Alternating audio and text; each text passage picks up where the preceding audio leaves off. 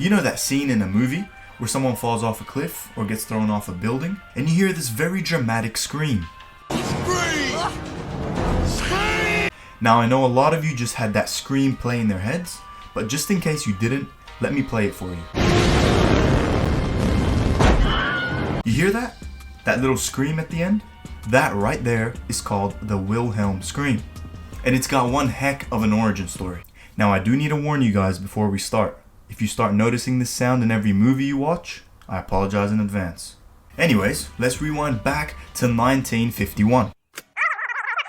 A movie goes by the name Distant Drums needed some voice acting done. Specifically, a guy screaming whilst being dragged by an alligator. A man named Sheb Woolley stepped up to the plate, walked into the booth, recorded a couple screams, and called it a day.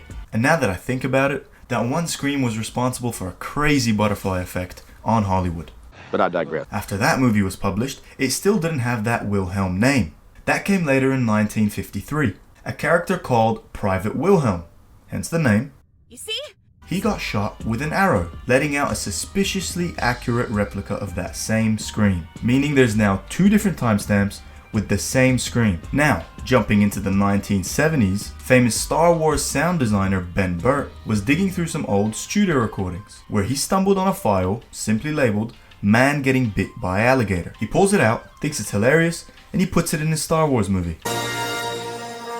Later on, putting it in Empire Strikes Back, Empire? Jedi, Indiana Jones, basically everything he was involved in. Also, come to think about it, he wasn't the director of these movies, meaning he had to convince them to sneak in this scream. And fair enough, he did. Now fast forward to today, the Wilhelm Scream has shown up in 500 plus projects. They put it in Lord of the Rings, Toy Story, superhero films, different shows, or even games. Anything you can think of, it's probably in there. Yeah.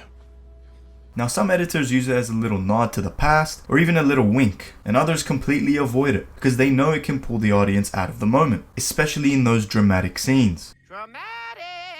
So yeah, that's pretty much the whole story. If you hear the scream tonight while sleeping, blame Hollywood. Having said that, please like, subscribe, and share.